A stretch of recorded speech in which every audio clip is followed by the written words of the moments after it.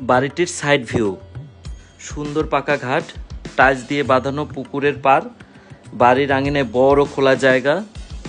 সুন্দর এই বাড়িটির নাম খাদিজা প্যালেস।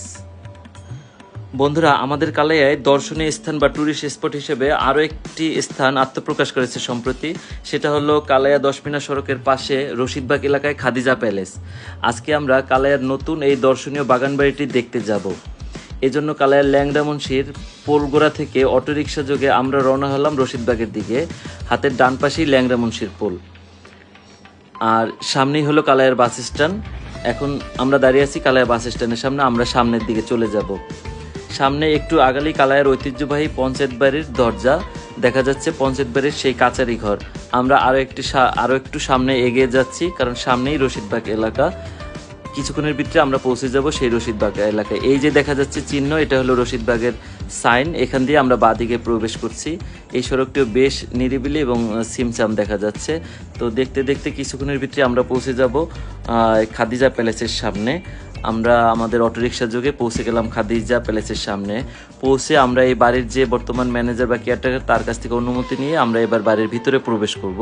এটা হলো বাড়ির মূল ফ্রন্ট সাইড বা প্রবেশদ্বার, অর্থাৎ এখান দিয়ে বাড়িতে ঘরে প্রবেশ করে। আর এই পূর্ব পাশেই সুন্দর এই ঘাটটি আছে, যেটা পুকুরের সাথে লাগোয়া। এই ঘাটটি, এখানে বসার খুব চমৎকার ব্যবস্থা করা হয়েছে।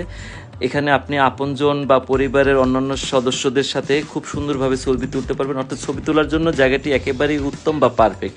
আর পারগুলো খুব উন্নত মানের ইট বা টাইলস দিয়ে তৈরি করা হয়েছে। আর এই যে দুইটা বসার স্থান বেঞ্চের মতো, এর দুটো খুব সুন্দর এবং উপরের ডেকোরেশনটাও খুব চমৎকার।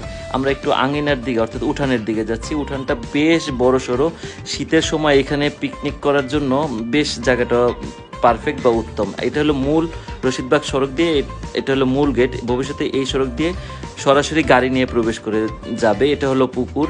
এই পুকুর পাড়টাও খুব সুন্দরভাবে বানানো হচ্ছে। বাড়িটি প্রায় গত 2 বছর ধরে তৈরি হচ্ছে। বাড়িটি এখনও নির্মাণাধীন, পুরোপুরি নির্মাণ কাজ শেষ হয়নি।